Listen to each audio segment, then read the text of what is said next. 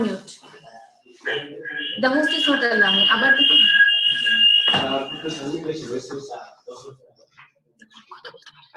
Let me unmute myself. No, madam, it is unmute.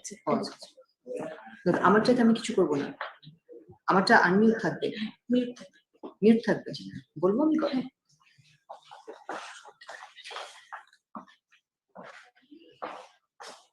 I hope everybody can hear me. A very good afternoon to everyone who's joined Bangladesh High Commission London.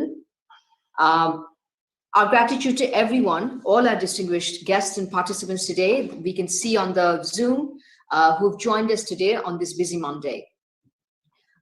Honorable Foreign Minister of Bangladesh, who's going to be joining us very soon, Dr. A.K. Abdul Momen MP, Honorable State Minister for Cultural Affairs, who I believe have joined us, Mr. K.M. Khalid MP, Honorable Mark Drakeford, First Minister of Wales, Excellency Thomas Byrne, Minister for Foreign Affairs and Prime Minister's Office of Ireland, Ms. Irina Bukova, former Director General of UNESCO, Mr. Julian Knight MP, Sarah Boyack MP from the Scottish Parliament, and some other members of Parliament who joined from Scotland, distinguished academicians and language experts from different universities in Ireland, Scotland, and Wales, and our very beloved Bangladesh diaspora in the UK and Ireland.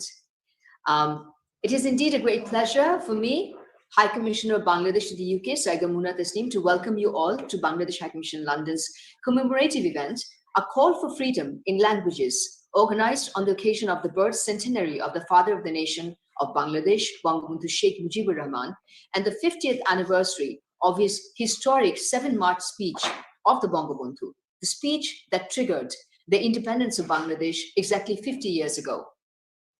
On this auspicious occasion, I pay my profound respects to our father of the nation, Bangabandhu Sheikh Muhibur Rahman, and the greatest Bengali of all time, as titled by the BBC, under whose unfailing and charismatic leadership, Bangladesh achieved its independence, and we achieved a sovereign independent Bangladesh. My salute to this monumental and indomitable spirit of Bangabandhu, as well as celebration on the event as we celebrate the historic 7 March. The High Commission takes great pride in the fact that during the birth centenary year of the Bangabandhu and in the auspicious month of March, when Bangladesh celebrates golden jubilee of its independence, we could take the initiative to translate this ever-inspiring epic speech of the Bangabandhu into the Irish, Scottish, and Welsh languages. The 3 non-Anglophonic heritage languages spoken by different ethnicities in the United Kingdom and the Republic of Ireland, the 2 countries that I'm looking after. We're extremely privileged to have these translations on the historic 7 March speech unveiled today by Honorable Foreign Minister of Bangladesh, Dr. A.K. Abdul Momen, and also Honorable Culture Minister of Bangladesh, Mr. M. Khalid, and who will be joined by the Honorable Minister for Department of Foreign Affairs and Prime Minister's Office of Republic of Ireland, Office of Taoiseach, and also First Minister of Wales, and the honourable members of British Parliament and the Scottish Parliaments. We are sincerely grateful to the honourable ministers and the MPs for their gracious presence in this unveiling ceremony. We are grateful to a host of academicians and linguists from Ireland, Scotland, and Wales who helped us translate the 7 March speech into beautiful languages, their local languages. I would be remiss if I do not place on record my heartfelt thanks to Dr. Ian McCarthy, head of the Department of Irish and Celtic Studies from the famous Trinity College of Dublin, Dr. Duncan Stewart Snedden, eminent expert in Scottish language and history enlisted in the University of Edinburgh, Professor Mena Elfin, Emeritus Professor, University of Wales, Trinity St. David, for the invaluable support in translating this historic speech into this 3 spoken language of their people. Ladies and gentlemen, the historic 7 March speech is a milestone in the annals of South Asian and global history and the history of independence of the Bengali nation. In this 19-minute extempore speech, the architect of Bengali nationalism and Bangladesh independence unequivocally, in this speech, Bangabandhu unequivocally called upon 75 million Bengalis and even the non-Bengalis that time in East Pakistan to wage a war of a freedom and independence struggle. It ideologically and politically triggered the War of Independence, to free and to unite the people of Bangladesh and strengthen their resolve, and gave them courage to wage a war against the injustices, the suppression and the oppression that they were suffering for 23 years following the post-partition of India. The speech not only remains a source of eternal inspiration for the people of Bangladesh, but it also carries special significance for the freedom-loving people all around the world, wherever there is subjugation of religious, cultural, ethnic discriminations, suppressions, and oppressions of civil political rights and democratic rights. According to many political analysts, the speech is one of the greatest political speeches in the world, as it changed the course of history in South Asia and of the world. It inspired the history, according to Jacob B. Field.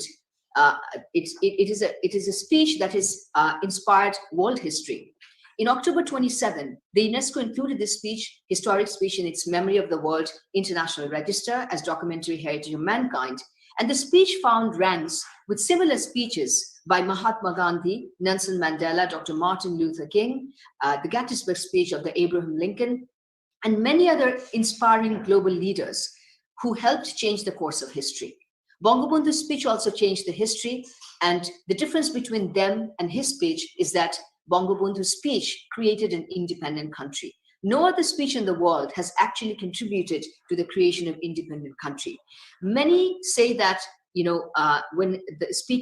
commenting on the Gettysburg speech of Abraham Lincoln, that speech was delivered to unite America.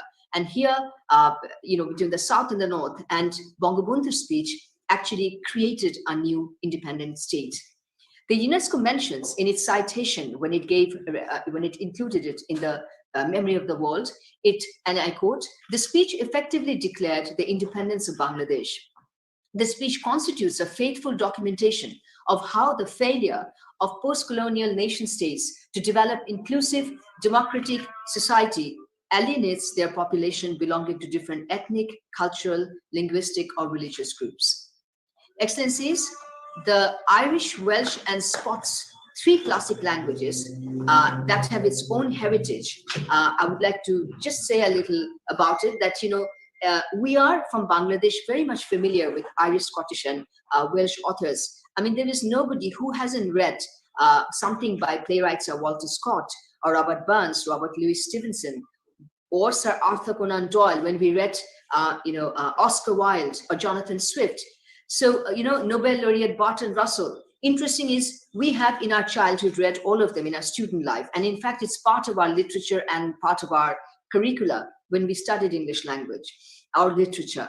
But more importantly, most of these Scottish, Irish, and Welsh writers coming from these backgrounds, whatever they compose, literature, it has been translated into Bengali for the common people. So most of the Bengali-speaking Bengali schools in Bangladesh also has read many of these thrillers, many of these global literature created by these Scottish, Irish, or Welsh background people.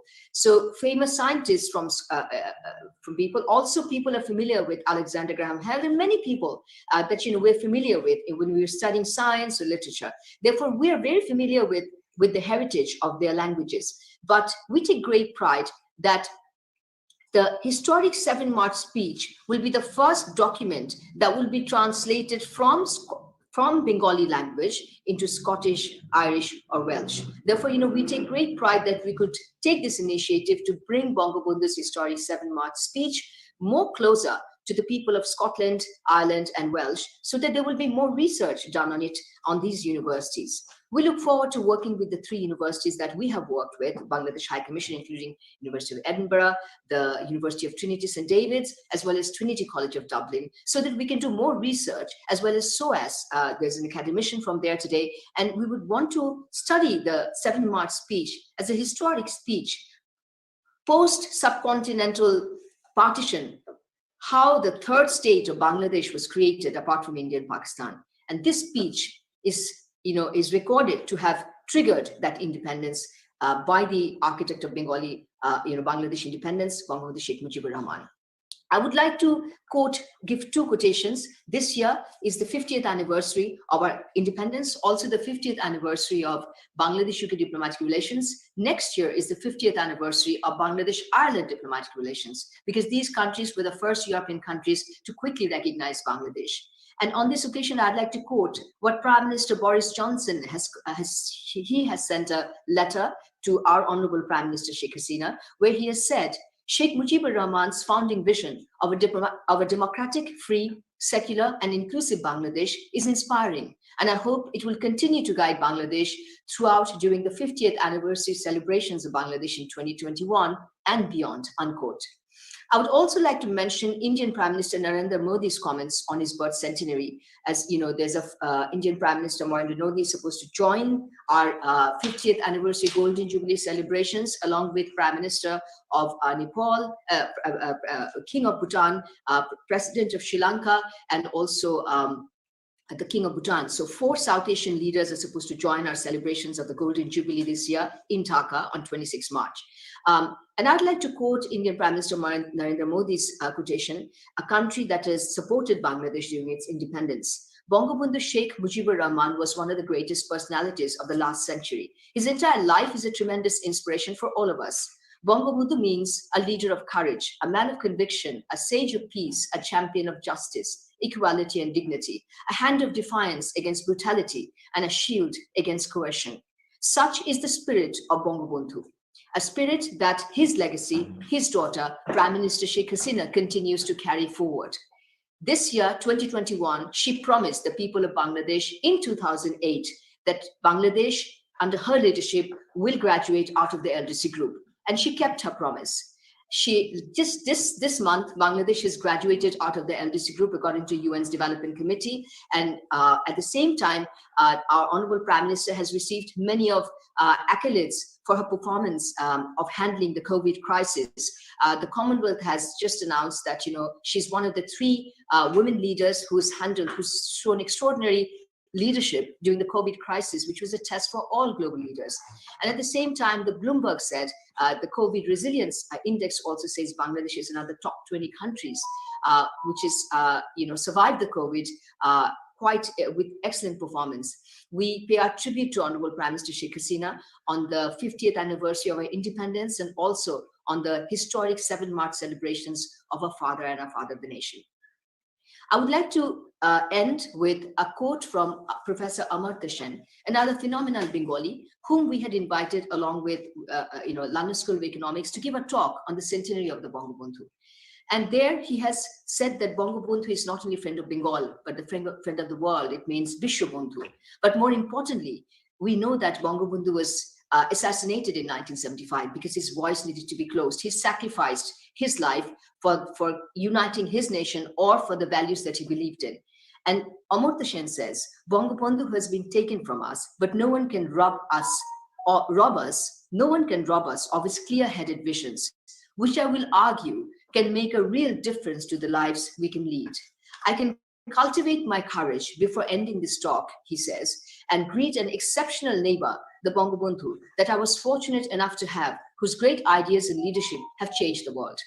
On the historic 7 March, yesterday we raised the flag on the occasion of the 7 March Bangladesh High Commission London, and today we pay our tribute to the Bangabandhu and his historic, ever-inspiring, everlasting, historic 7 March speech. With these words, I would like to begin today's program, and we now have a 3-minute documentary on the historic 7 March speech, which I hope you will all enjoy.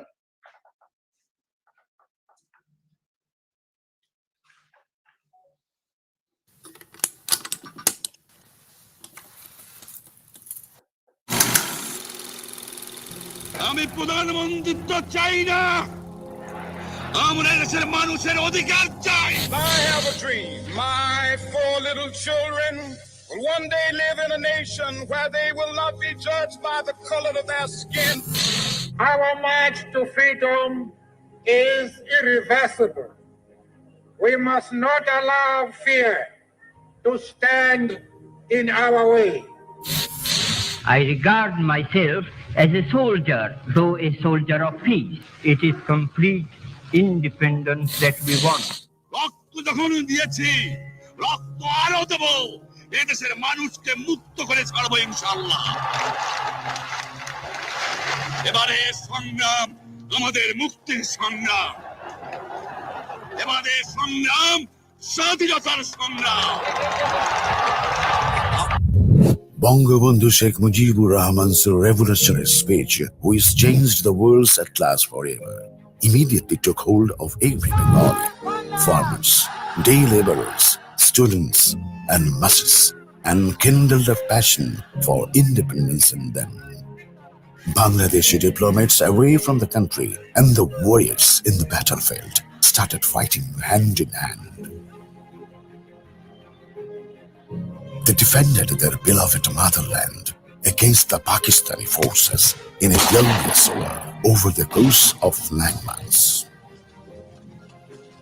The Pakistani dictators tried to cover up the most hateful massacre in the history of the world by declaring Bangabandhu an anarchist, in an attempt to mar his image to the world during the liberation war of Bangladesh.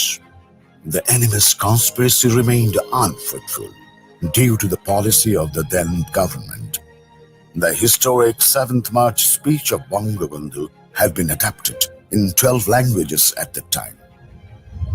It was made clear to the world leaders that the massacre was caused only because of the democratic movement in Bangladesh.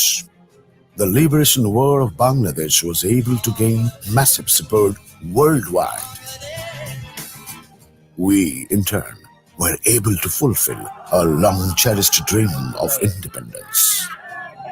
Bangladesh Foreign Ministry has been working relentless in their service to convey Bangabandhu's messages to the people of the world.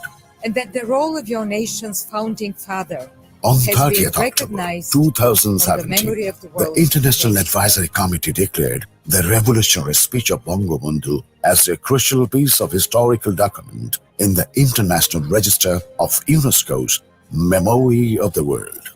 This is the very first handwritten speech ever to be accredited by UNESCO. Ministry of Foreign Affairs Bangladesh, along with the Bangladesh National Commission for UNESCO and Embassy of Bangladesh in Paris, have taken enormous efforts beneath the surface of this success. We solemnly commemorate the poet of politics, the father of the nation, Bangabandhu Sheikh Muhibur Rahman, on the 50th anniversary of the historic 7th March speech.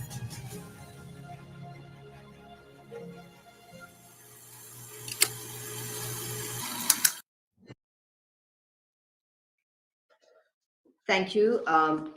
This is a speech, and I would like to mention, I'd like to quote a little bit from the speech, bits and pieces, just that shows that how in the speech, at one point he says, if another bullet is fired, if any more of the people are murdered, it is my directive to you all, turn every house into a fortress, resist the enemy with everything you have. And for the sake of life, even if I'm not around to guide you, direct you, close off all roads and pathways, we will strive them into submission. We will submerge them in water. You are our brothers. And this is directed to Pakistan Army. Return to your barrack and no harm will come to you. But do not try to pour bullets into the hearts of my people. You cannot keep 75 million people in bondage.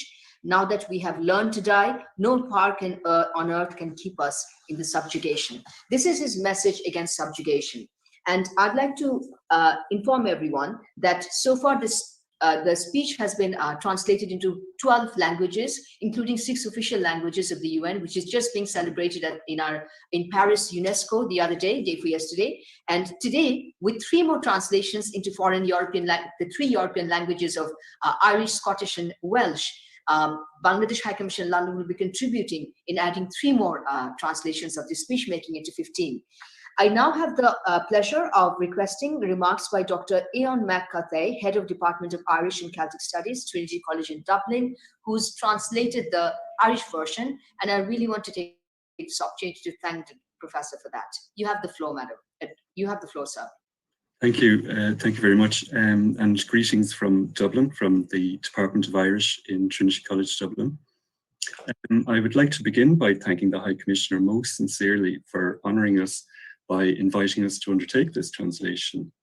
I'd like to thank her too for recognising our national language, which we hold so dear, in this way. Working with the High Commissioner and with her staff has been a lovely experience. I hope that this instance of cooperation and sharing between Bangladesh, Ireland, Wales and Scotland will strengthen still further the close ties between our peoples and our cultures and our languages. Much as I would like to take the credit for this Irish translation myself, that honour must go to Mr. Ross O'Colmine, a recent graduate of ours.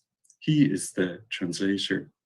In keeping with our educational mission, we entrusted this task to Ross, whose ambition it is to follow a career in translation.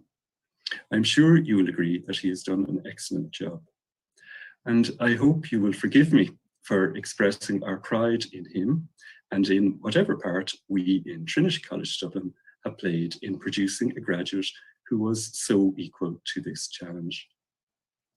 I would like to take this opportunity too to pay tribute to our university's brilliant Irish language officer, Onyuni Hulawan, who coordinated our engagement with this project, and also to Cuiva Nibrenan, our departmental administrator, for her sterling work on this.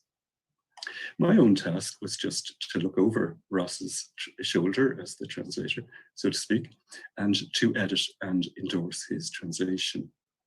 I'm very happy to say that the finished translation has the full endorsement of the Department of Irish in this university. The speech that has brought us together today is a wonderful document. It has been a privilege to be so close to it.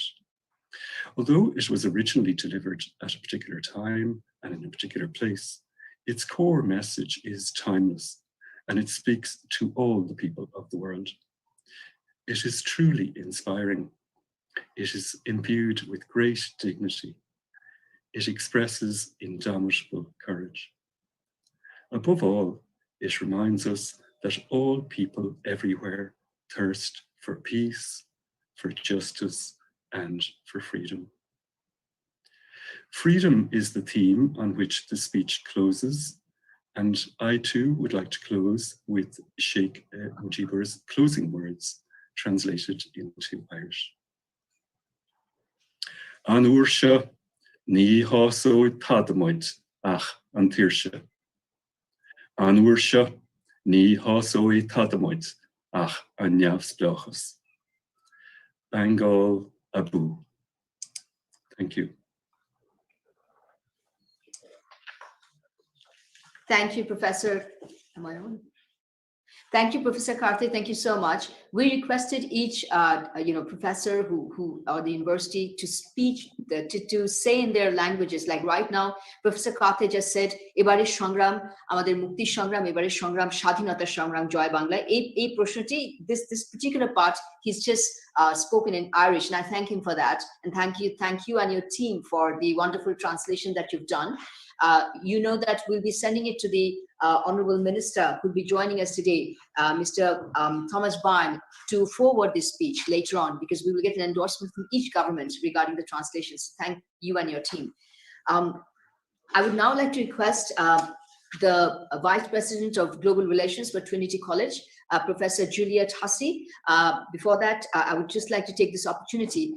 This is the first woman who is joining our program today, and this is International Women's Day as well. On this International Women's Day, I would like to pay my heartiest felicitations to all women around the world, particularly with this year's theme in ensuring a post-COVID equal futures and leadership. And I just mentioned that, in that way, I want to pay a special tribute to our Honorable Prime Minister Sheikh Hasina, who's just shown unfailing leadership during the COVID-19 crisis. I request Professor Juliet Hussey to take the floor. Thank you.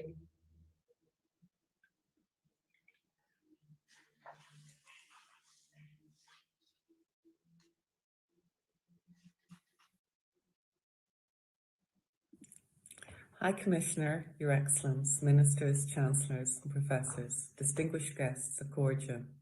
I'm honoured to have been asked to join you for this unique occasion of the unveiling of the Irish, Scottish and Welsh language translation of the historic 7th of March speech by Bangladesh's founding father. I'm very grateful to the High Commissioner Tasneem for the invitation to join you today. Unfortunately, I cannot be with you, but I'm very pleased to have the opportunity to share a few words in this video. I'm delighted that Trinity College Dublin and its Department of Irish are part of that special language project, and I also extend the wishes of our Provost, Dr. Patrick Prendergast.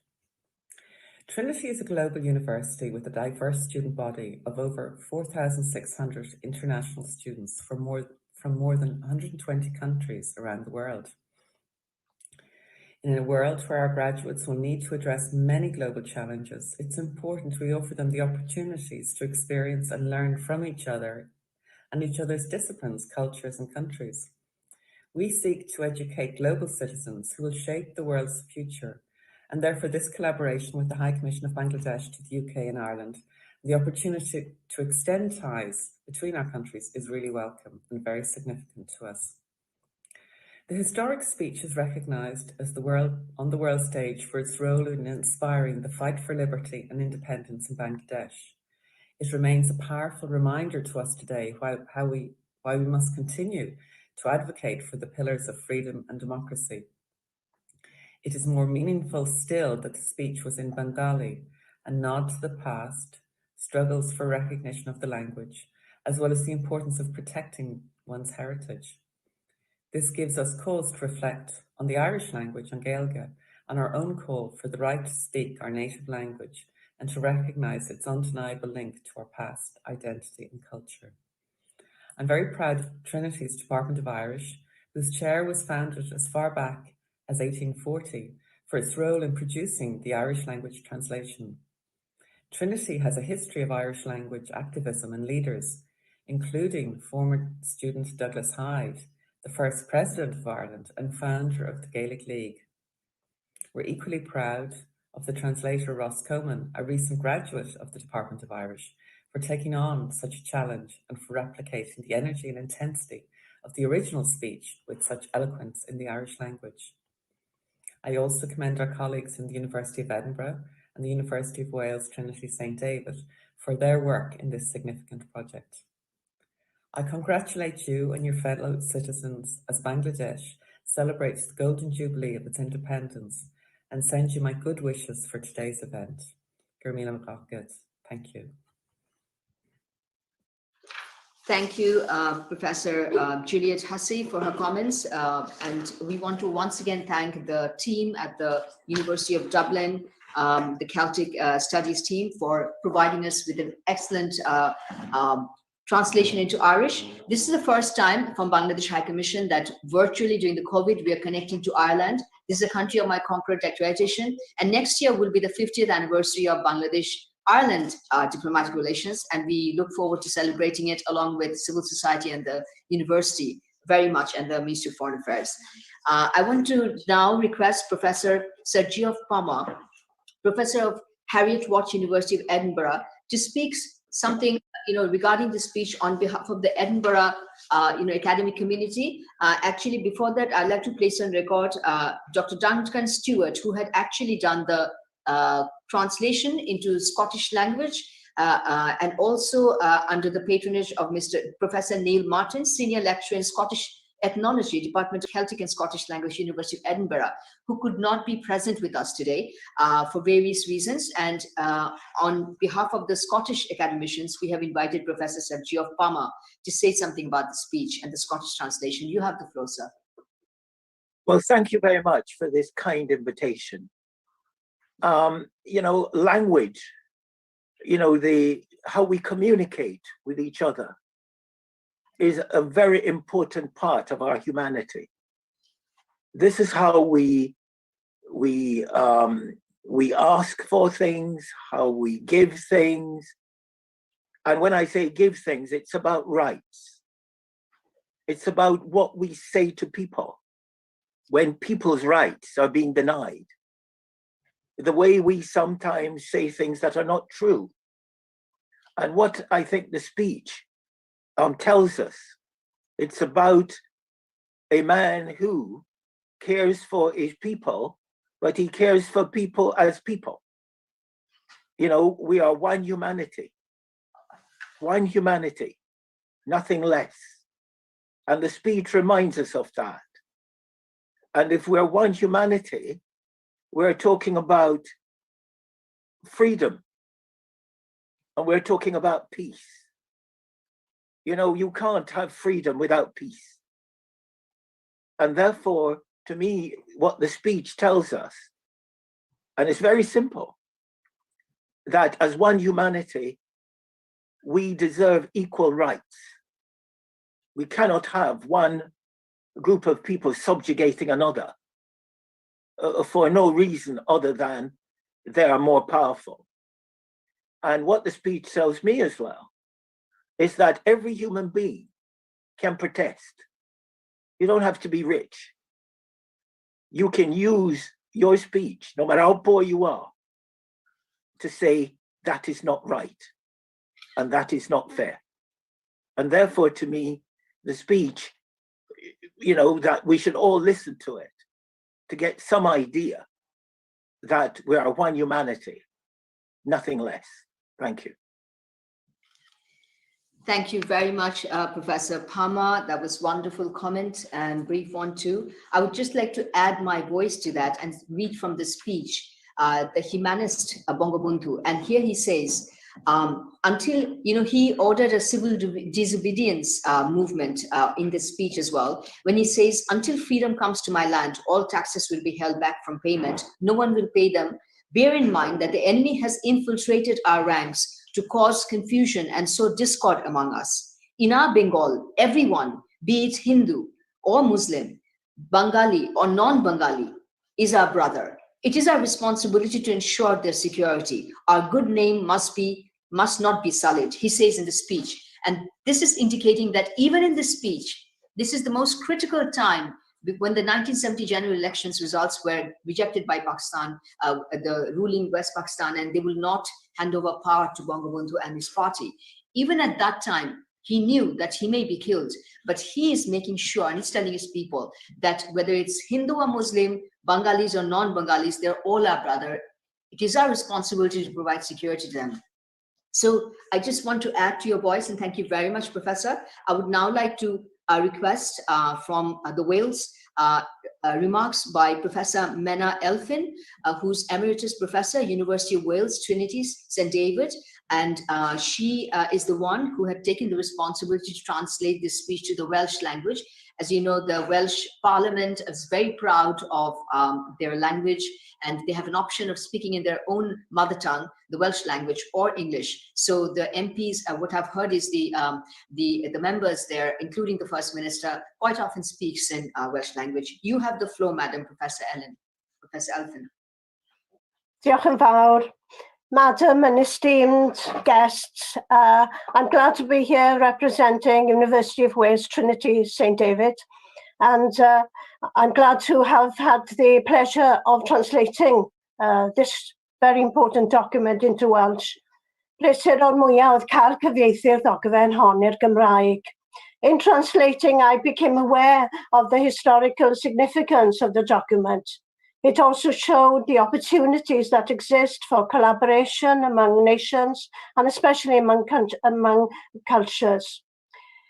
Translating this document into the Celtic languages is so important because it enriches our languages and nations and becomes a part of our heritage also, and rightly so, and our common humanity. It reminds me of a poem by Walter Williams, one of Wales's most celebrated poets, who wrote with passion about what it meant to be a nation.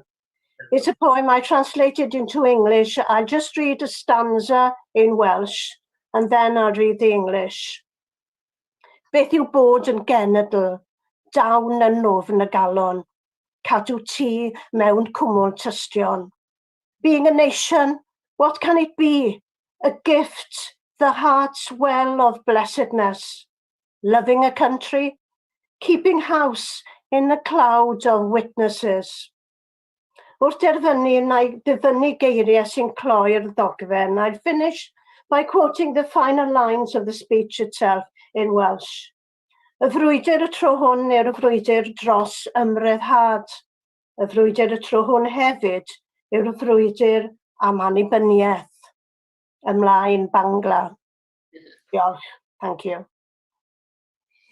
Thank you so much, Professor Alfin. You just, our hearts are fulfilled. You've touched our hearts by saying the last 3 lines of the speech, which is the struggle this time is the struggle for freedom. The struggle this time is struggle for independence. Joy Bangla. That means victory to Bengal. So thank you very much for saying those words, and thank you for quoting your own poet. Definitely, we look forward to building a bondage with your university and doing more research on this speech, and I hope you'll be there to help us in that.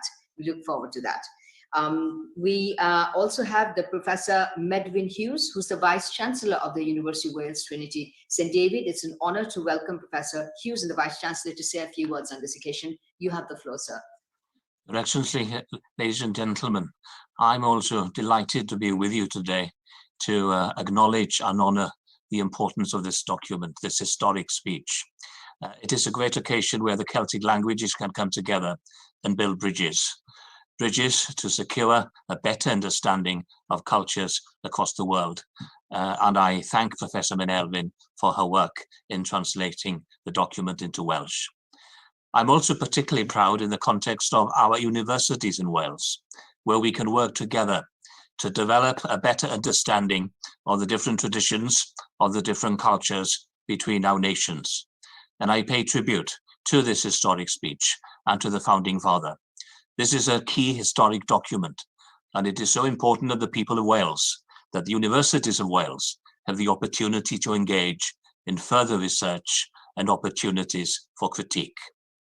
I also acknowledge the importance of the high political, cultural value of this document. It is a document of inspiration. It is a document that sets a direction for a common humanity that identifies common goals. I say that as a Vice-Chancellor that has the name Wales within the context of our university, but also as a Vice-Chancellor that is proud to be part of a country where my own government has legislated for equality, for cultural acceptance and resilience in promoting the well-being of Future Generations Act, a commitment to those that are yet even to be born, a commitment to equality, for culture, for economic well-being, not only in Wales, but across the world. Our global Wales places cultural respect at the heart of our engagement. And we've already heard about the importance of a common humanity. Your Excellency, may I also quote another sentence in Welsh from the speech that refers to the importance of common brothers. Yn ein Bengal ni, mae pob un, boed yn Hindu neu'n Muslim, Bengaliad neu beidio, yn frawd I ni. We are brothers. We are all brothers. That collective endeavor, that commitment to seek the common truths that brings us together within one cultural community is at the heart of this letter. And I'm so pleased that the University of Wales, Trinity St. David, has had the opportunity to mark, tribute, and acknowledge the importance of this speech. Thank you. Thank you so much to the Vice-Chancellor of the University of Wales, Trinity St. David, Professor Medwin Hughes, and thank you for specially quoting the humanity bonding that Bangabandhu Sheikh Muhibur Rahman promoted even in this speech, which was his faith. And I'd just like to reaffirm that, Bangladesh, his idea of secularism, as Professor Amartya has explained the other day at the LAC talk, that it was inclusive and promoting, providing respect for every religion. So that was Bangabandhu's ideology of secularism. It didn't mean absence of religion, it meant coexistence of all religions. And here in his speech again and again, he says that, and he's always said that I don't do politics for any particular religion, but I do politics for humanity at large.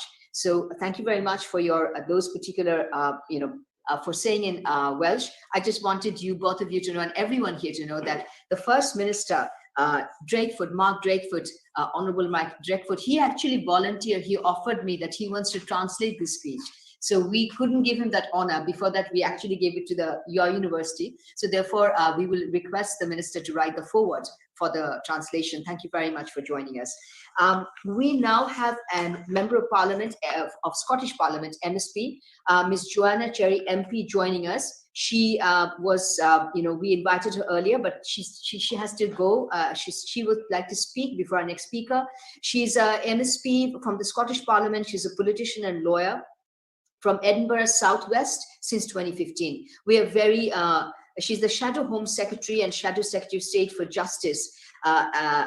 She was previously at the House of Commons.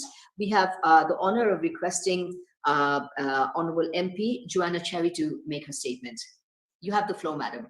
And thank you. Thank you, Your Excellency, and distinguished guests and Bangladeshi, Irish and Welsh friends. It's a real pleasure to be on this call with you this afternoon, and thank you for asking me to say a few words from Scotland. I'm sitting in Edinburgh just now. We're very honoured in Scotland to have this beautiful translation of the 7th of March speech of the Bangabandhu, now in Scots, and I'd like to pay tribute to the academics from Edinburgh University who've worked on this translation. The translation is a great testament to the friendship between Scotland and Bangladesh, and a great inspiration to all of us who believe in the right to self-determination for all nations. If you can see me on camera just now, on the wall behind me in my study in Edinburgh is the Declaration of Arbroath, a framed copy of the Declaration of Arbroath. This was Scotland's famous Declaration of Independence in 1320. And so I like to think that Scotland and Bangladesh are part of a long and proud tradition of nations asserting their right to self-determination. I want to take this opportunity to wish you all well for the Golden Jubilee of Bangladeshi independence. And I hope that our two nations, Scotland and Bangladesh, will continue to have a long and close friendship. The Bangladeshi community make an enormously important contribution to modern Scottish life. And I know that the friendship of the Bangladeshi community in Edinburgh has been very important to me in my career. And I don't know if he's on the call, but I want to thank my friend, Anis Chowdhury, for his friendship and support, and indeed for the Scottish Bangladeshi community's friendship and support across Scottish society. As I say, there is a very important bond between Scotland and Bangladesh, and it really is an honour to be able to communicate that this afternoon. And a real joy to see people speaking from Bangladesh, Wales and Ireland on this call. Thank you. Thank you very much, Honourable Member of Scottish Parliament. We thank you for the tribute you paid to our father of the nation, Bangabandhu, and his historic 7 March speech and the similarities in the history of our nations.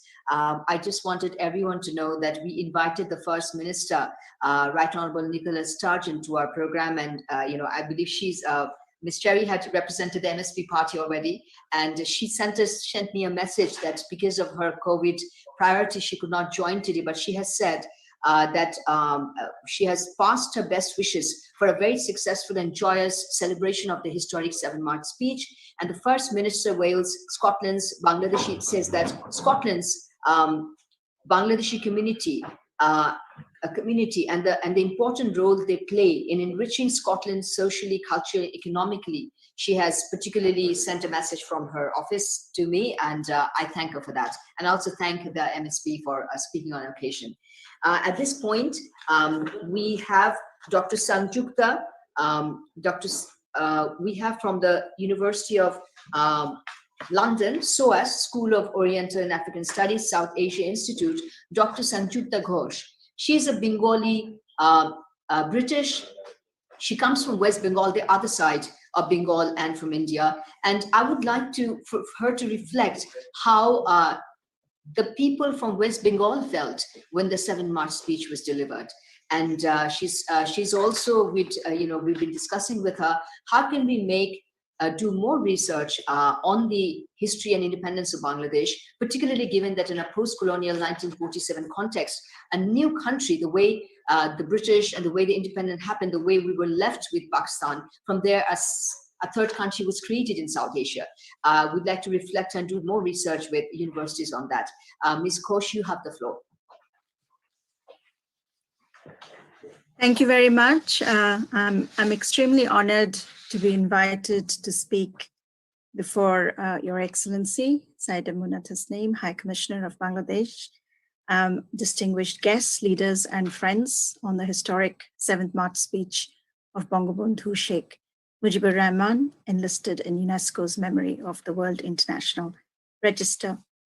Thank you for all the questions as well. I'm going to reflect firstly on the speech, and then I'm going to reflect on my own research in actually looking at the period in which the speech was made and the reflections that are currently also going on in India as well.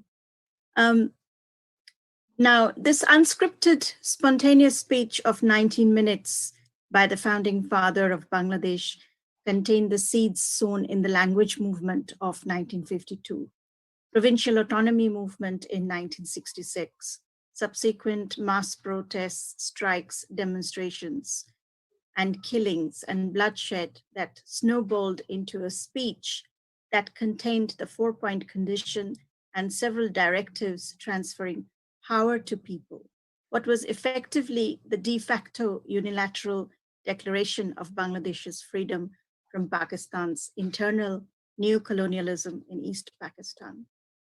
Not a single day in the month of March, either leading up to 7th or after, lacked the momentum to this definite call for freedom. Our struggle this time is a struggle for our freedom. The famous lines that repeats, our struggle this time is struggle for our independence. Joy Bangla.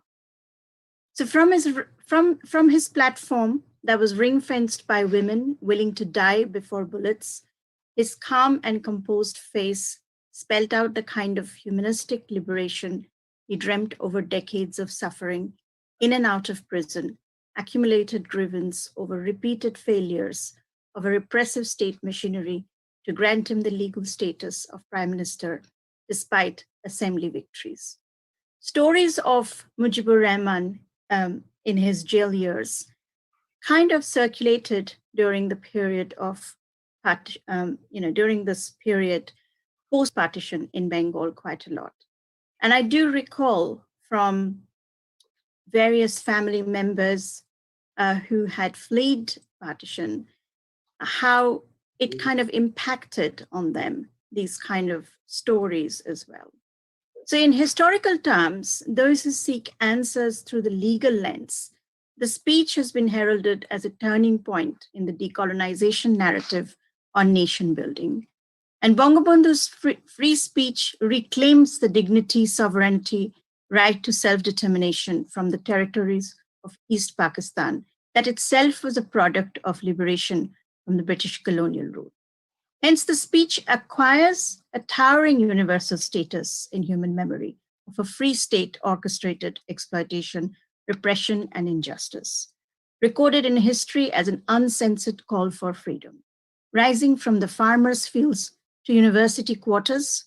Again, on both sides of Bengal, it's the same kind of response, from the ordinary homes converted to fortresses to non-cooperation in the payment of tax. And this kind of call kind of resonated throughout the streets, even of Calcutta. People responded to his call through radios, and this kind of a mass communication that was going on around the time the speech was made. So in a spontaneous conversation with Professor M.D. Jaffer, who's a political analyst, last night, he remembers the compulsive spirit of liberation taking hold among the youth at the time of Mujib's speech in Dhaka. He recalls in Chittagong as well, and I've also spoken to others in Calcutta. And all of them, to my surprise, were able to recite Mujib's speech like national anthem. Even after 50 years, his memory remains unfaded and sharp. Why though, I had asked. And many of them told me to deconstruct every word and seek the answer in semiotics and phonetics, etched in decades of injustice that was building up inside Mujib each day to this boiling point of 7th March.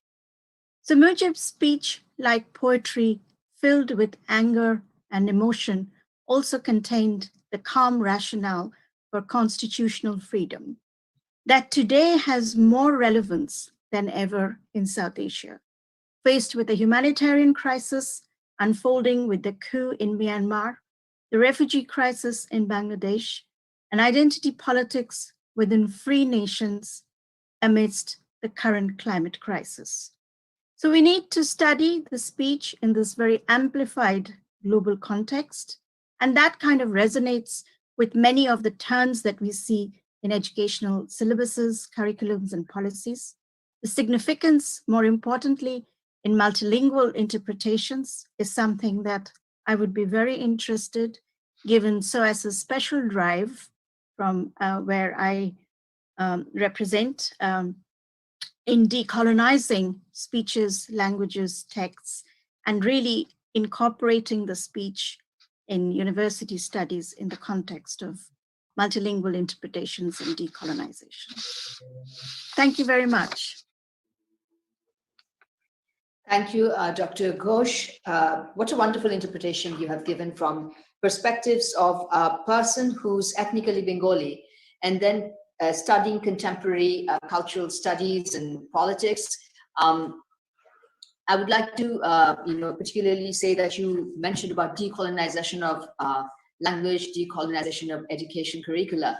This is high time that we do some look into this issue, and we want to work with you on this and your university. We know that it's a political school, so looking forward to, how can we go there? Because the other day we was listening to another talk where Indian former foreign secretary was mentioning the same thing, that, in the history and the current curricula in university education, we need to further decolonize the way we're looked at, particularly in South Asia. But it's a global phenomenon. Thank you very much for your kind words. I would like to now request, we have two Bengali British participants. First is Mr. Naimuddin Riaz, and the second was a very senior representative of our community. After that, we will go to the segment where only the MPs and the ministers will speak. Before Mr. Sultan Mahmud Sharif, I'd like to give floor to Mr. Naimuddin Riaz, who is a great sports enthusiast from Bengali British community, and he's a huge fan of Bangabandhu. He's a Bangabandhu devotee. I'd like to request him to say a few words on the 7 March speech. Thank you to Your Excellency, Mr. Madam High Commissioner, Right Honorable and distinguished guests. Today we come together to celebrate the historical event of the 7th March speech, which marked the declaration of our nation, our freedom. On this day, 50 years ago, 1 million Bangladeshis gathered at the Ramna Racecourse in Dhaka to hear the father of the nation. The landmark speech of Bangabandhu inspired freedom-loving Bangladeshis across the nation to prepare for liberation. It called for Bangladeshis from all walks of life to prepare for armed struggles against exploitation and subjugation. It called for resistance against the Pakistani regime's occupation. This historical speech electrified the nation and unified Bangladeshis in our resolve and determination for freedom. This is why in 2017, UNESCO added the speech in the Memory of the World Register as a documentary heritage. But we must do more to remember this historical call for self-determination. We must do more research to ensure that the generation after us know how important Bangabandhu's speech is to the course of history. Bangabandhu's spirit lives with us to this very day. It is the reason why we have prospered in only 50 years of independence. It is the reason why we are free and will continue to be free. Joy Bangla, Joy Bangabandhu, may Bangladesh live forever. Thank you. Thank you very much for taking the perspectives from Bengali British people, Bangladeshi British community. Before I give the floor to Mr. Sultan Sharif, very respected senior member of our community, who was member of the Student Action Committee. As you may be aware that during 1971 Liberation War of Bangladesh, apart from India, the other country that had come right next to us, the United Kingdom, and also Ireland. So, many Irish students, UK British students, British politicians, cultural activists, just like we heard George Harrison do the Bangladesh concert, like that had joined this movement. The movement was called Recognize Bangladesh, Stop Genocide, and Release Bangabandhu Sheikh Muhibur. And Sultan Bhai was a member of that Student Action Committee, a frontline leader there, but his wife is from Ireland, Miss Nora Sharif. She was a student at that time as well, and she joined this, Recognize Bangladesh movement. So many of the Irish and UK students had joined this movement. Before I give the floor, I'd like to recognize the presence of many councillors from Bengali British community here, including Deputy Speaker of Tar Hamlet, Mr. Councillor Abba Hussain, Councillor Tikal Haq, Councillor Hina Chaudhry, Councillor Sherwan Chaudhry, and from Scotland, Councillor Faisal Chaudhry. And I would like to mention that, respected Ghaffar Chaudhry, Abdul Ghaffar Chaudhry, the writer of the song Amor Ekushe, could not join us today. He was supposed to say something of this translation, but he's not well. He's, he's under the weather. He could not join us. And I would like to just mention that our Honorable Culture Minister, Mr. M. Khalid, has joined from Dhaka. And I understand our Honorable Foreign Minister is also joining very soon, at any moment now. We now give the floor to Mr. Sultan Muhammad Sharif, organizer of the Bangladeshi Liberation War Overseas Freedom Movement in the UK, to say a few words. Thank you.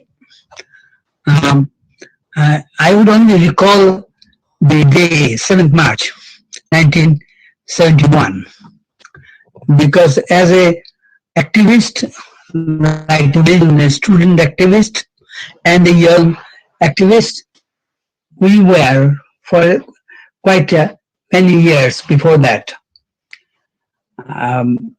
expressing our abhorrence at the central government of Pakistan, trying to keep us all subjugated economically, socially, politically, culturally, and in every respect of life. In job, though we were apparently an independent country in 1947, the amount of torture and social ills that was spread in Bengal by the central government of Pakistan, and also their attempt to not to allow us to speak in our mother tongue as the language of whole of Pakistan, while we were 56% of the population. We raised a movement in Britain, and on the day, on 7th March, from various sources and newspapers, British newspapers, we were informed that Bangabandhu Sheikh Muhibur Rahman will speak in the racecourse Moydan Den of Dhaka and outline his plan. Though he was elected as the majority leader of the country, he had absolute majority in the parliament, but they were not sitting in the parliament. So during the month of March and February and January, while after the election was over and the result was known, and Bangabandhu Sheikh Muhibur Rahman was the leader in the province of the entire parliament, and in Pakistan also he was the majority leader. In a situation like that, we were demanding of Pakistan government that they relinquish power to the elected representative. And for that reason, on that 7th March, according to even British newspapers, more than 10,000 of us first gathered at the Hyde Park from all over Britain, and then walked down to the Pakistan High Commission, where we demonstrated our abhorrence at not giving us the rightful position, that is relinquishing the power by the military junta to the elected representatives of Bangladesh. In the afternoon, we came to know that the speech of Bangabandhu Sheikh Muhibur Rahman has not been broadcasted. It was barred from being broadcasted by Bangladesh, Pakistan's entire television and radio system. So we couldn't hear his speech.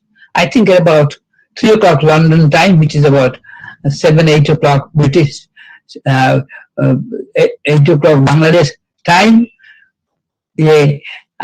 All India Radio informed us that he has given 4 conditions to the people of the government, that they should withdraw the military from to the barrack. They must withdraw. They must stop the killing of the people, and they must hand over the power to the elected representatives of the people, and also a commission should be formed to see how so many people have been killed in the previous 10-15 days when the military government was running a ruthless campaign of killing, murder, mayhem to stop the movement of the people. So we decided on at that time that 7 days from then, that was a Sunday, we will again meet together. The day we were very excited that we couldn't hear what he said, but we were sure, and we came to know later on that Dhaka rescue ground was surrounded by intelligence people. Planes were flying over the rescue, where there were over 1 million people watching and listening to his speech, threatening people to that if Sheikh Mujib declares independence, then the whole place will be razed to the ground, and people will be in thousands and thousands will be killed. Bangabandhu took the step to put condition to the government and allowed his fighting people, that more than 1 million people, to go back and prepare themselves and give the instruction and directive for them as to what to do next. The translation in English and Irish and Scottish and Welsh amply demonstrates, and its inclusion in the World Heritage says how the world has taken it 50 years after that. I thank you for organizing this, and I pay my homage to the father of the nation and millions of people who gave life for the creation of Bangladesh, and the freedom-loving people of Bangladesh were supported by each and every right-thinking people, democratic people all over the world. I also pay my homage to them. Thank you for allowing me to speak. Thank you very much, Mr. Sultan Sharif, a senior member of our community who had contributed from overseas in organizing support for recognition of Bangladesh. I would also take this opportunity. This is the auspicious month of March, and I'd like to pay my homage to the 3 million martyrs who had died in Bangladesh Liberation War, and we call it a genocide which was committed on the soil of Bangladesh, and also more than 200,000 women who were raped, who were violated sexually during the War of Liberation of Bangladesh. I pay my deep homage to the freedom fighters of Bangladesh who are still languishing in different kinds of injuries from the War of Liberation. Without their sacrifice, we could not have an independent Bangladesh. Distinguished guests, we have been joined by now by different ministers. To begin with, our Honorable Foreign Minister has joined us, Dr. Abdul Momin MP. I'd like to welcome him to our program.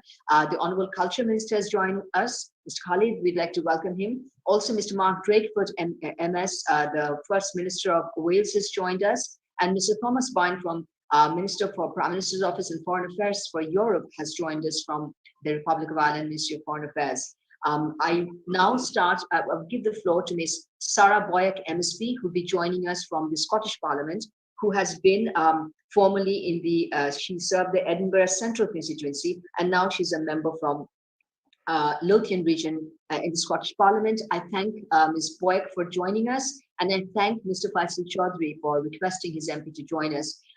We look forward to celebrating the 50th anniversary of Bangladesh, and Bangladesh should be 50th anniversary. But I know that Ms. Boyack is from Glasgow, and we look forward to Bangladesh's Honorable Prime Minister has taken the leadership of Climate Vulnerable Forum, and we look forward to Climate Vulnerable Forum and COP26 presidency cooperation.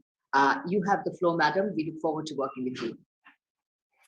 Thank you very much, Bangladeshi High Commissioner, Your Excellency Saida Muna Tasneem, for organising this fantastic event today and for unveiling the Irish, Scottish and Welsh translations of the UNESCO Memory of the World International Register historic 7th of March speech by the founding father of Bangladesh, the Bangabandhu. For me personally, I'm delighted to be invited and to get to participate in today's event. And it's been such a prestigious range of speakers. And it's fantastic to hear that the Honourable Foreign Minister of Bangladesh and the Honourable Minister for State for Cultural Affairs of Bangladesh have now joined our call today.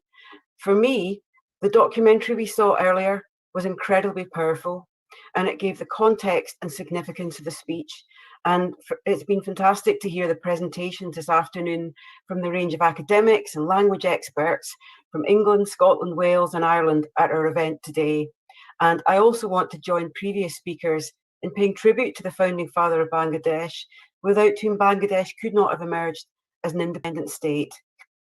So I do want to congratulate you for organising the translation of this historic speech into Irish, Scots and Welsh languages on the occasion of the birth centenary of the Bangabandhu.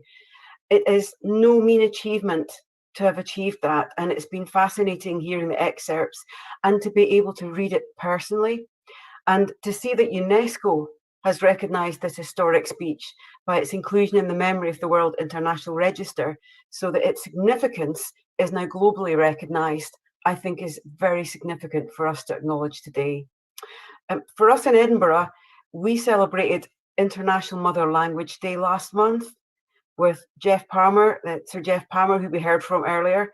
So for me, it is a real honour to be asked to quote from the end of the speech in our Scots language. God willing, we shall free the folk of this land. The struggle this time is a struggle for emancipation. The struggle this time is a struggle for independence. Joy Bangla. I hope this speech and its translation will continue to motivate people across our globe who seek freedom from oppression and help us in Scotland learn more about Bangladesh's history.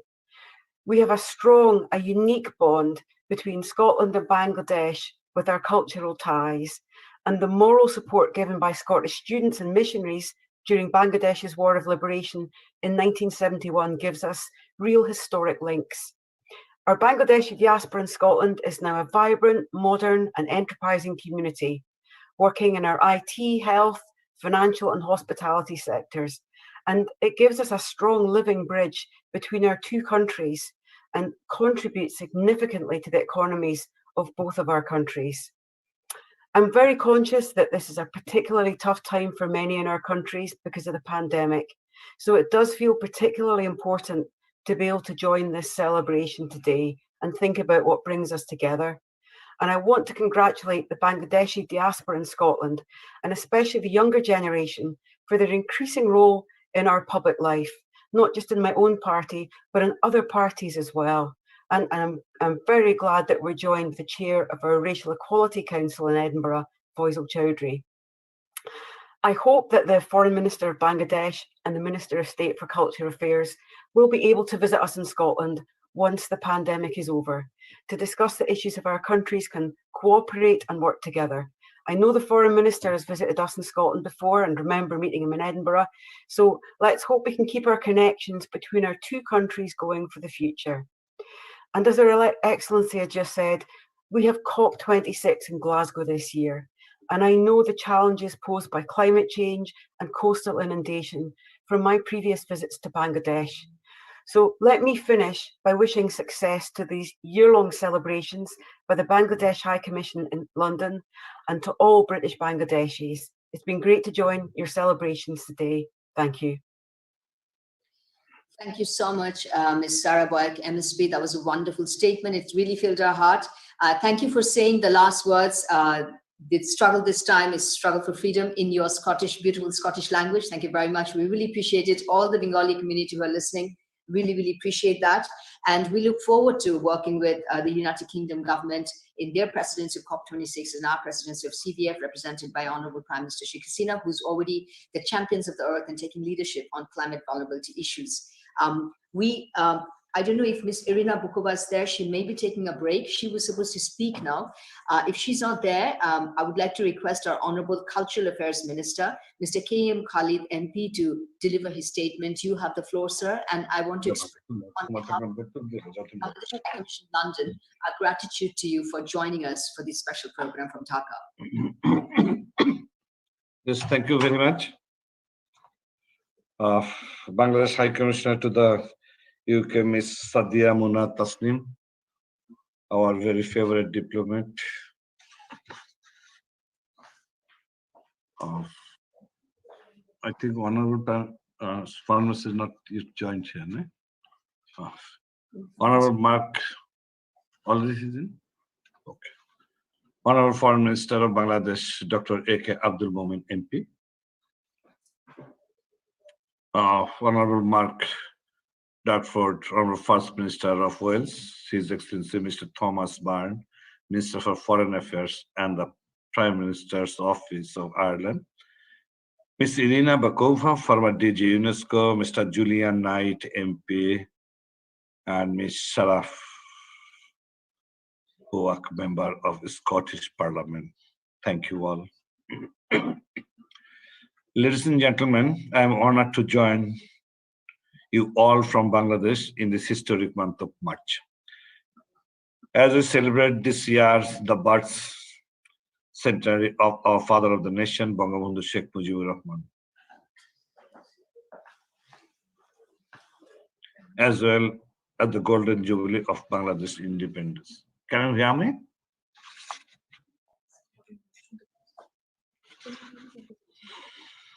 On this happy occasion, I pay my deep respects to Bangabandhu Sheikh Muhibur Rahman, the greatest Bengali of all times, under whose charismatic leadership Bangladesh emerged as an independent, secular, and inclusive state in 1971. We gather here today with so many friends from the UK and Ireland to specially celebrate the 50th anniversary of Bangabandhu's historic speech of 7th March in 1971. 50 years ago, 7th March, the Bangabandhu, he made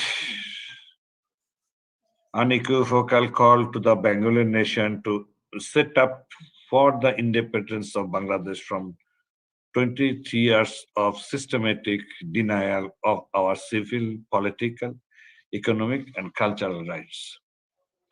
The speech was also a final political warning to the ruling West, which rejected the victory of Bangladesh Awami League led by the Bangabandhu Sheikh Muhibur Rahman in the 1970 general election in Pakistan. Instead of handing over the democratic mandate, the Pakistani government, they deployed on 24th March in 1971 huge troops in Operation Searchlight that committed barbaric genocide and war crimes on the soil of Bangladesh. Here I mention one thing, that in that time I was in the Pakistan army's custody and I'm tortured, huge tortured by the Pakistani army. I commend Bangladesh High Commissioner to the UK, Ms. Sadia Muna Tasnim, for undertaking this brave initiative to translate the historic 7th March speech into 3 European languages, Irish, Scots, and the Welsh. I'm honored to be sharing today's platform, which Ms. Irina Vakova, former DG UNESCO, she had been a pillar of support to Bangladesh, especially in enlisting historic 7th March speech in UNESCO, Memory of the World International Registers. Ladies and gentlemen, a top famous tune by Nobel laureate poet Rabindranath Tagore was inspired by Scottish bird Robert Burns' All Lang Syne. Today I feel proud that the first Bangla script that has been translated into Irish, Scots, and Welsh language, would be the historic 7th March speech of the Bangabandhu.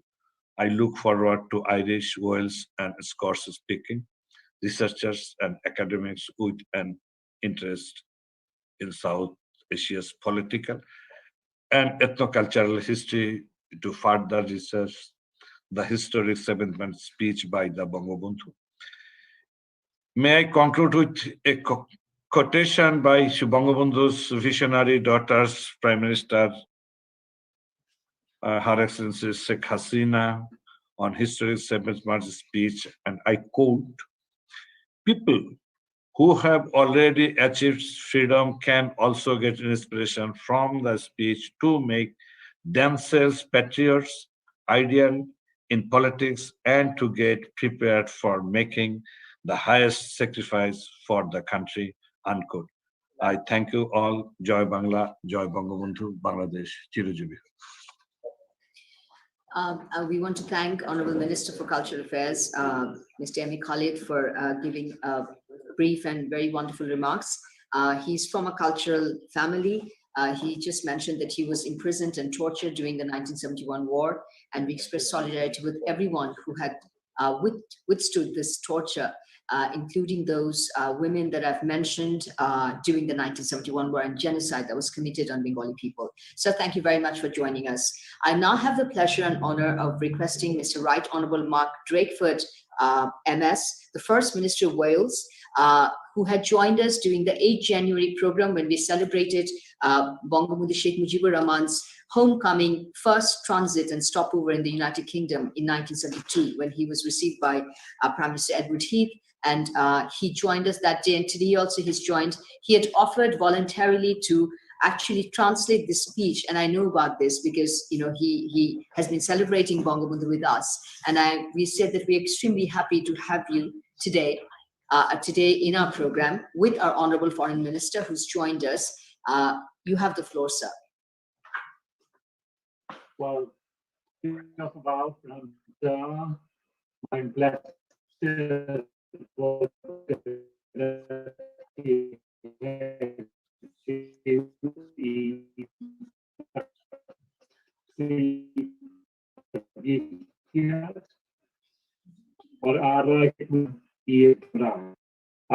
colleagues with interest in Celtic languages, and of course ministers in the Bangladeshi government.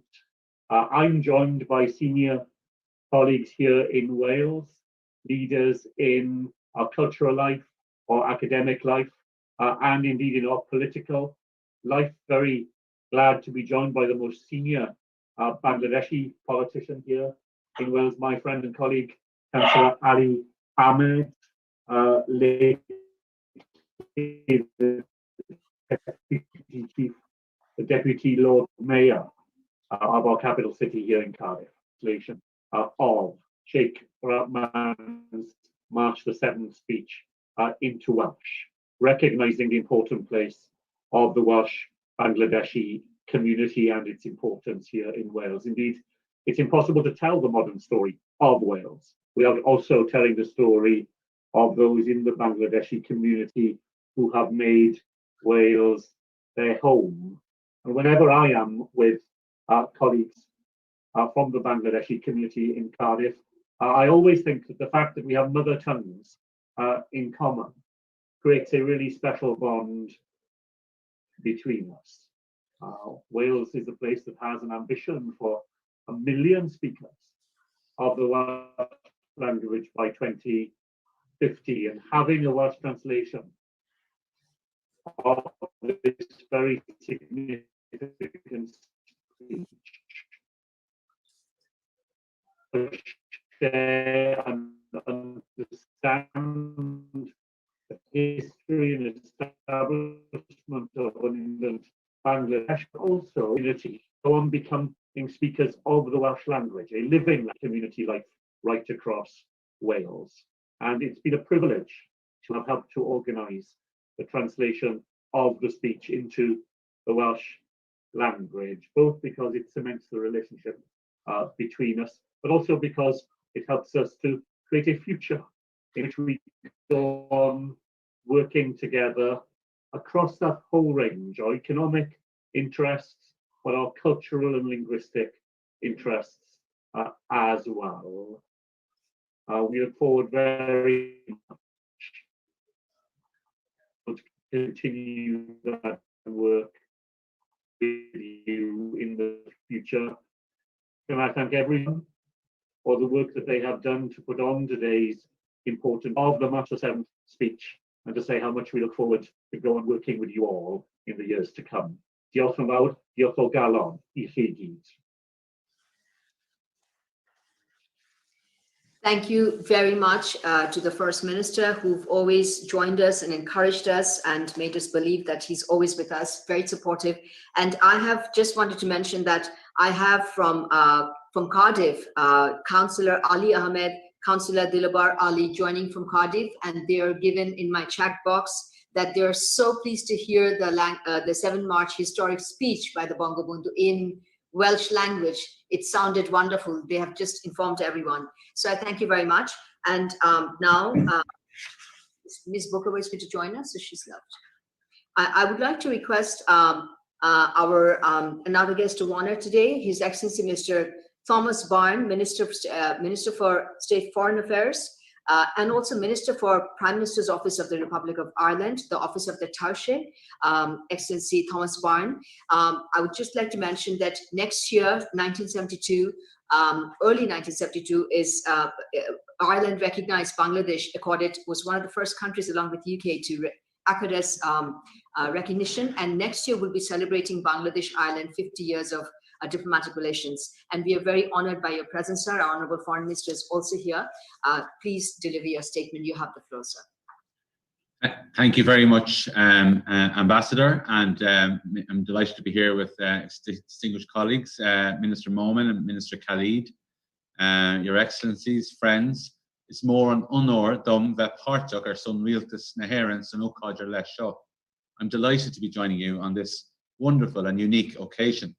And on behalf of the Irish government and the Irish people, I want to thank Ambassador Tasneem for hosting today's celebrations of an auspicious occasion for Bangladesh. The Ambassador spoke with our President some time ago and referred to today's important commemorations. The oration delivered 50 years ago on the 7th of March 1971 by the founding father of Bangladesh, Bangabandhu Sheikh Muhibur Rahman, was a signal moment in your country's path to independence. Its global significance and outstanding universal value has been recognized by UNESCO, which has included the speech in its Memory of the World Register. Irish people, and indeed people in my own locality in Ireland, would understand the importance of the Memory of the World Register when I say that it includes the Book of Kells, written in my own constituency. I commend the Ambassador for this initiative and having the speech translated into Gaeilge, the Irish language, and I want to congratulate, I see Dr. Owen McCormick, a well-known scholar of Irish language and literature, for overseeing this translation and bringing these powerful and historic words into our language.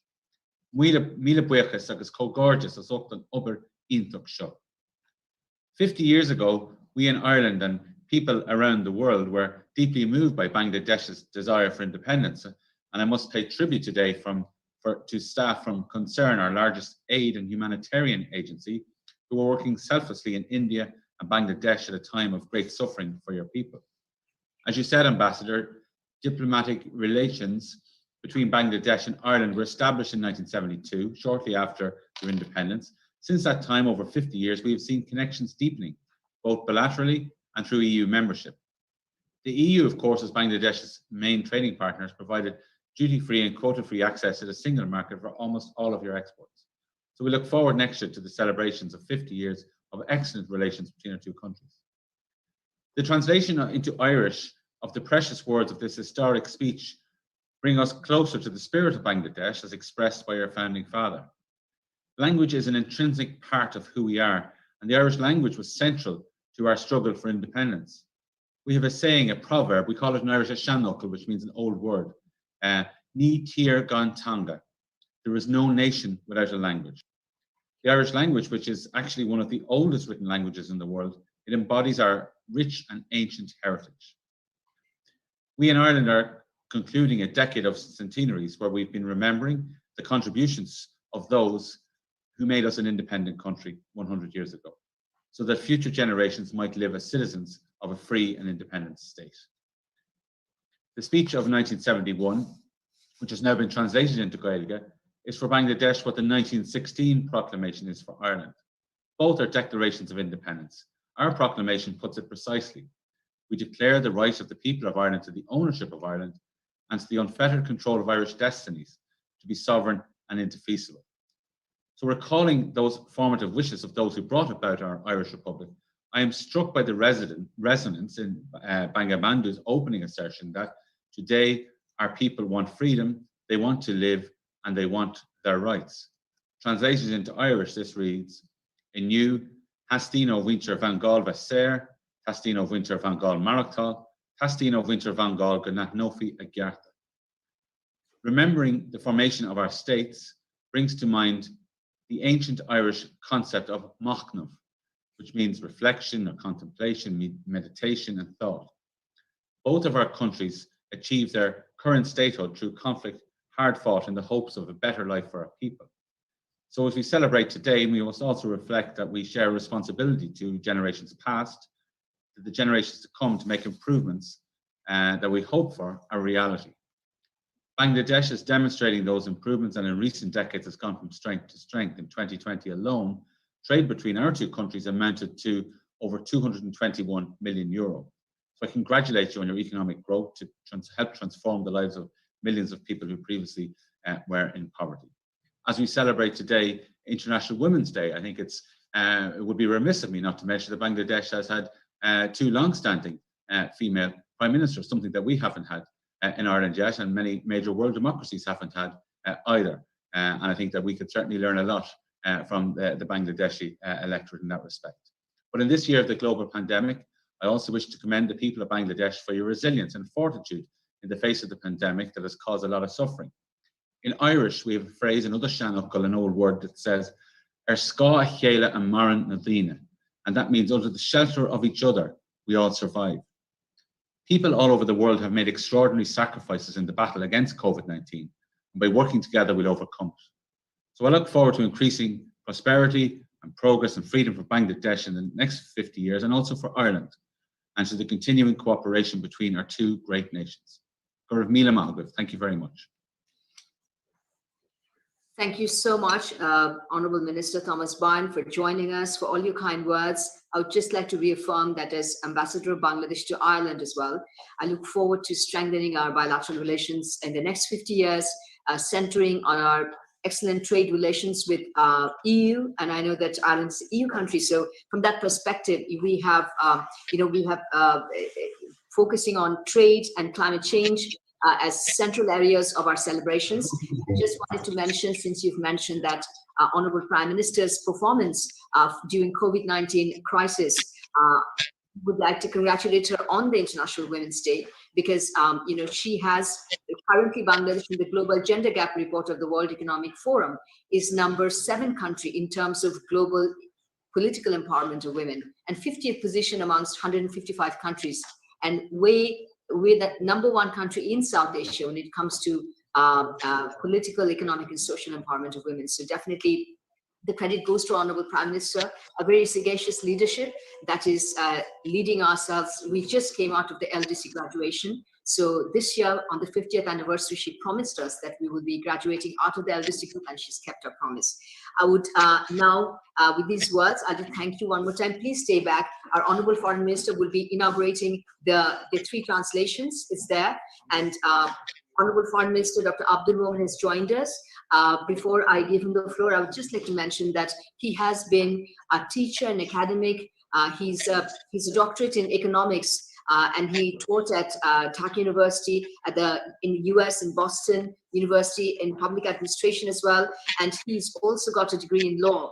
And he has been an academic all his life, but more importantly, he has been an excellent diplomat for Bangladesh, the 7 years that he had represented Bangladesh in the United Nations in the permanent mission, Bangladesh, between those 7 years, I think she's been able to represent Bangladesh and really internationalize our concepts of development and brought many accolades for Bangladesh.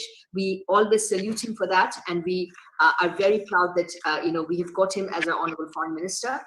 Thank you, sir, for joining us today, and thank you for agreeing to inaugurate the 3 translations in Irish, Scottish, and Welsh languages. This will make the total number of foreign translations of the historic 7 March speech into 12 plus 3, 15. So we look forward to your inauguration today. Thank you, sir. You have the floor. Yeah, let me show you the book, the speeches. It says, A Call for Freedom in Languages, Historic 7th March Speech of Bangabandhu, translated into Irish, Scots, and Welsh languages. So it is opened. Thank you. Thank you, sir. Bismillah Rahman Rahim. Assalamu alaikum. Peace be upon you. Right Honorable Mark Dr. Honorable First Minister of Wales, His Excellency Mr. Thomas Barney, Minister of State for the Department of Foreign Affairs and the Prime Minister Office of Ireland, honorable members from the British and Scottish Parliaments, my friend Ambassador Irina Bokova, former Director General of UNESCO, academicians and language experts from England, Wales, Scotland, Ireland, and especially my beloved expatriate Bangladeshi friends in UK and Ireland. আপনাদের সবার উপস্থিতিতে আমি ধন্য, অনেক অনেক শুভেচ্ছা। It is indeed a great pleasure for me to join you all from Bangladesh in this historic month of March as we celebrate this year the birth centenary of the father of the nation of Bangladesh, Bangabandhu Sheikh Muhibur Rahman, as well as the golden jubilee of Bangladesh independence. On this momentous occasion, I pay my profound homage to the architect of our independence and father of our nation, Bangabandhu Sheikh Muhibur Rahman, without whom Bangladesh could not have emerged as an independent state in the world map in 1971. Dear friends, 2021 is also 50th anniversary of the historic 7th March speech of Bangabandhu, which marked his clarion call for the political emancipation for the Bengali people, culminating in the Bangladesh independence to a 9-month-long war of liberation. This speech was the high point of his 23-year-long freedom struggle for the people of erstwhile East Pakistan, and eventually changed the map of post-colonial South Asia and the course of history in our part of the world.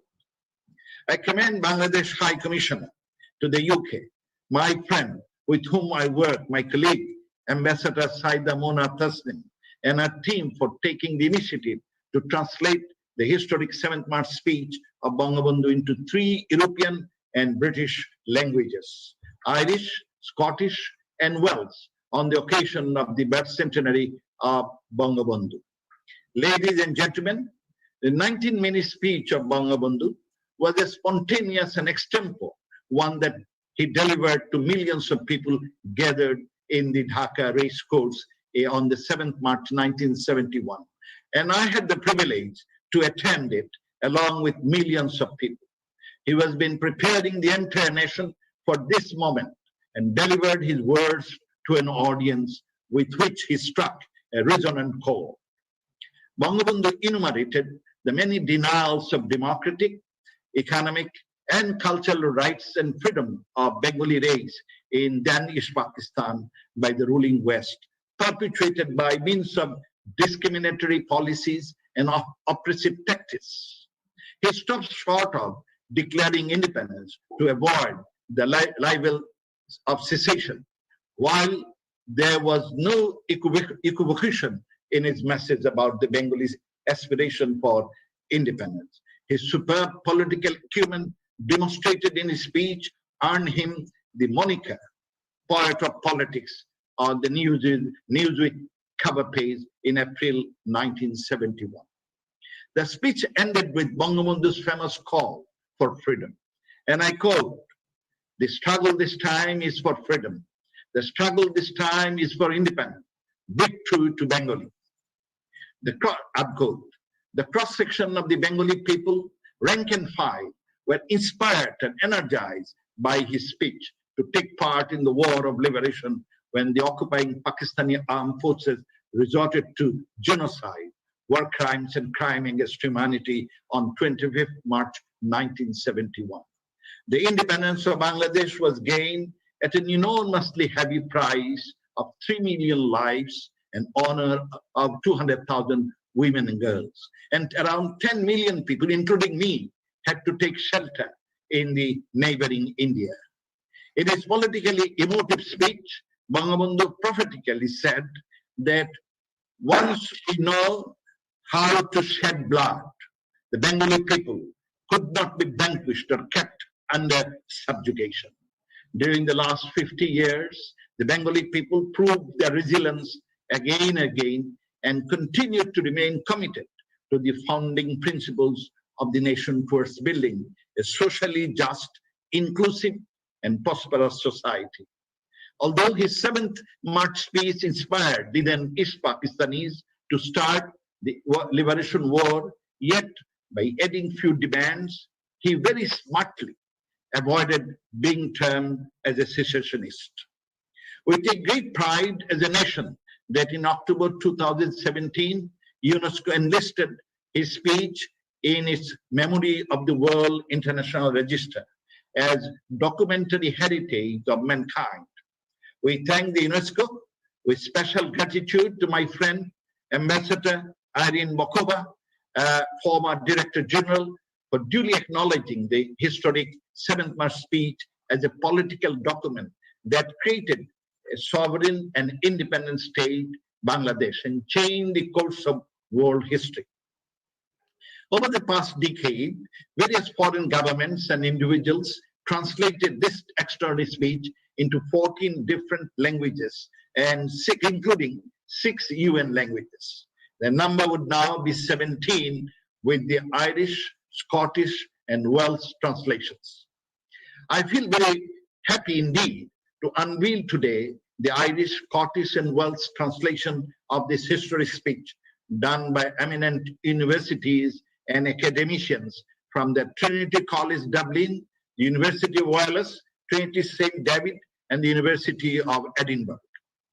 I thank all concerned on behalf of our Prime Minister, Her Excellency Sheikh Hasina, for the high quality translation of this speech. This would certainly bring the history of our independence and charismatic oratory of Bangabandhu closer to the Irish, Scottish, and Welsh people, and deepen our shared democratic aspirations and human connectivity. Dear friends, the 7th March speech by Bangabandhu Bangabandhu does not only tell the story of struggles for freedom of the oppressed Bengali nation, but as a UNESCO documentary heritage of mankind, it remains an everlasting inspiration for all oppressed and freedom-loving people all around the world, wherever their homeland is, whatever language they speak. To understand the universality of Bangabandhu's 7th March speech and what freedom meant to Bangabandhu, I would like to conclude by quoting from Nobel laureate economist Professor Amartya Sen. And I quote, "Bangabandhu, rightly described as friend of Bengal, can also be described as Vishwabandhu, as friend of the world, because there are gains to be made by people across the world, not just in Bengal, from following and learning from his ideas." Not only did Sheikh Mujib see secularism in the light of freedom, his general interest in the importance of freedom was very strong and steady, unquote. I thank you all. Joy Bangla, Joy Bangabandhu. Thank you very much, sir. Sir, would you like to unveil it? Do you have something like this which is wrapped and you can just... Yeah, I did. I just did before. Thank you, sir. So we all, because it has just been unveiled, we all clapping to that. The privilege to unveil it. Thank you. In times of COVID, you've joined us from Dhaka. We're really grateful to you. I want to thank all the ministers who've joined us, and I just want everyone to get a glimpse of this publication. It's a small publication, and we're going to put the statements of all the ministers to enrich it. And it has it acknowledges all the translators and the universities and the professors that have worked on this speech. From all, there's a foreword. There's original quote by Bangabandhu that I'd like to read just now. And there are like different, the English version and then the Irish and the Welsh and the Scottish version of the speech.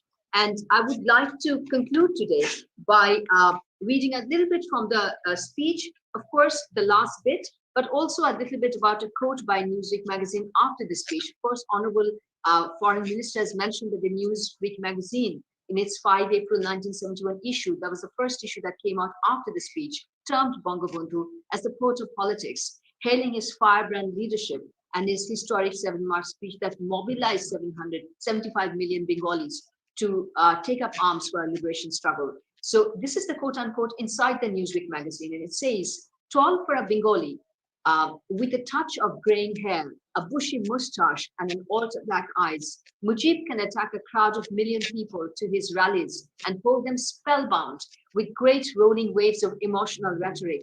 He's a poet of politics, so his style may be just what was needed to unite the classes and the ideologies of the region."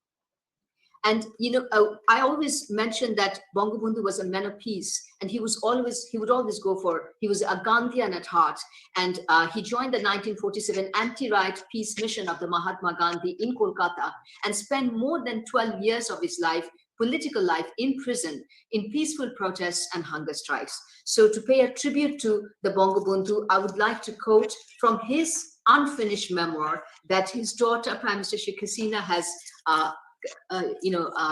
composed, edited. And here it says, a quote from 3 May 1973, "As a man, what concerns mankind concerns me. As a Bengali, I am deeply involved in all that concerns Bengalis. This abiding involvement is born and nourished by love, enduring love, which gives meaning to my politics and to my very being." Bangabandhu Sheikh Muhibur Rahman, 3rd May 1973. On the occasion of the 7th March speech, historic 7th March speech's 50th anniversary, the 50th anniversary of our independence, and also the 50th centenary birth centenary of the Bangabandhu, I thank everyone who's joined us today. And I'd like to reiterate that Honorable Prime Minister Sheikh Hasina, who's the legacy of the Bangabandhu, carries forward his values. Bangabandhu has established Bangladesh and drafted a constitution that says democracy, secularism, nationalism, which is Bengali nationalism, and social justice will be the fundamental principles of our state policy.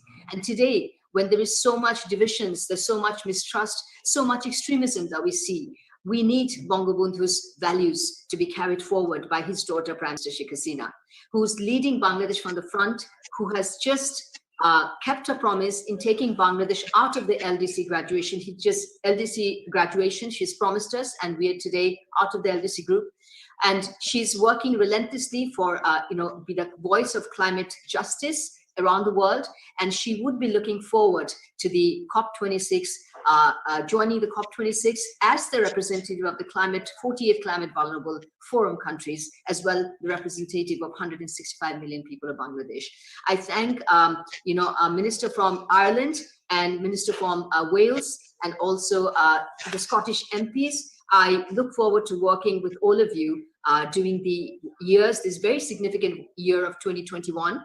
And I just want to say that those last words, ebarer shongram, স্বাধীনতার সংগ্রাম, মুক্তির সংগ্রাম, এবারের সংগ্রাম, আমাদের স্বাধীনতার সংগ্রাম, জয় বাংলা। বঙ্গবন্ধুর প্রতি গভীর শ্রদ্ধা জানিয়ে আমাদের অনুষ্ঠান শেষ করছি। We'll be signing off now, and we look forward to inviting everyone to our National Day celebrations on 26th of March from 3 to 5 p.m. everyone will receive an invitation by Zoom and by email. Unfortunately, we'll have to do it over the webinar because there's still a national lockdown in the United Kingdom. Thanks to everyone who's joined us, the Bangladeshi community who's joined us from Ireland, from Scotland, from Welsh, and also, the ones that have joined here from the United Kingdom. And so thank you very much. Well done. Thank you. Bye-bye. Okay, good.